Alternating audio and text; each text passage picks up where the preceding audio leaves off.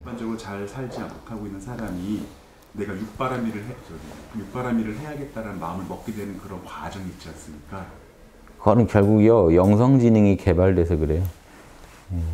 그전에는 안 봐요. 고생한다고 보는 건 아니에요. 고생하면 자살을 하지 육바라밀을 하려고 생각 못 해요. 즉, 그 사람의, 이게 불교적으로 말하면 선근이라고 그래요, 선근. 선근이 있어야 돼요. 선한 근기죠. 요거는 결국 육바라밀의 수행을 할 때 생겨요. 이게 깊어져야 육바라밀을 잘하고.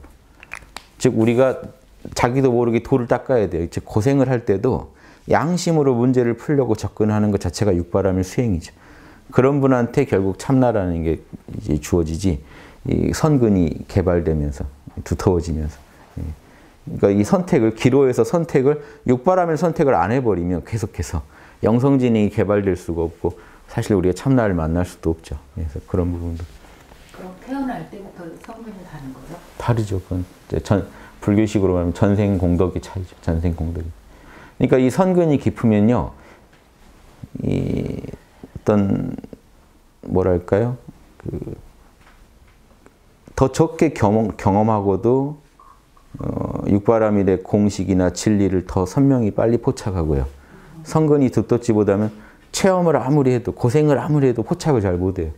이 문제를 어떻게 풀어가야 할지가 안 보여요. 근데 그러니까 예수님 같은 분은 31의 도를 펴는데, 그럼 31의 체험을 했으면 얼마나 했겠습니까? 근데 그 체험에서도 뽑아내요.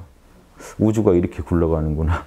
우주는 나에게 육바라밀을 하라고 얘기하는구나. 이걸 포착해내고, 이 영성지능이 떨어진다. 즉 선근이 부족하다. 그러면 이 포착이 잘 안 돼요. 주변 환경도 잘 안 도와주겠지만 본인의 지능도 떨어져요. 사실은. 그래서 지능이에요. 모차르트가 다 뭐 몇 살 때, 5살 때인지 뭐 악보를 그렸다. 그럼 이거는 못 따라가잖아요. 그럼 전에 해놓은 그 분야의 어떤 근기가 다른 거죠. 똑같아요. 이거는 이 본인이 지금부터 투자를 해야 됩니다. 그러니까 이거는 뭐 그 음악은 투자 안 하셔도 되는데 모차르트처럼 될 필요가 없는데, 사람인 이상 이건 닦아야 되거든요. 왜냐?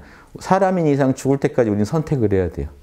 그 끝없는 선택이 우리 선근의 바탕이 되기 때문에 우리는 선택을 안 할 수가 없어요. 음악은 안 할 수 있지만 안 살 수가 없잖아요. 산다는 건 끝없는 선택이고, 선택에 결국 선악의 결과를 낳습니다.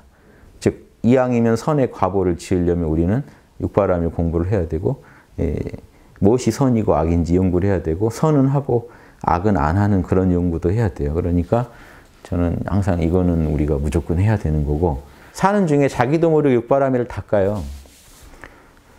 인욕도 하게 돼요. 참아야 될 거, 수용해야 될 거는 참아요. 어떤 때는. 흔쾌히 참을 때도 있단 말이죠. 끙하고 참을 때는 덜 육바라밀이지만 흔쾌히 참을 때도 있단 말이에요. 왜냐? 우리 안에는 우주적인 신성이 있기 때문에 가끔 이게 조건이 맞으면 흔쾌한 기분으로 할 때 같아요. 그러니까 그때 조금씩 우리는 사실 영성을 닦고 있는 거예요. 자기도 모르게. 흔쾌하게 남한테 기분 좋아서 뭘 줬을 때 보시바라밀 하신 거예요. 자기도 모르게.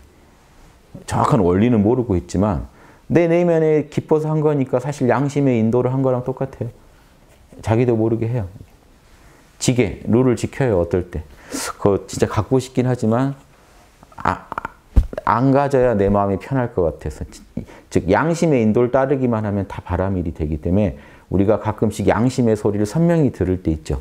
그때 선근이 쌓이는 거예요. 그러면서 여러분의 지능이 개발돼 있어요.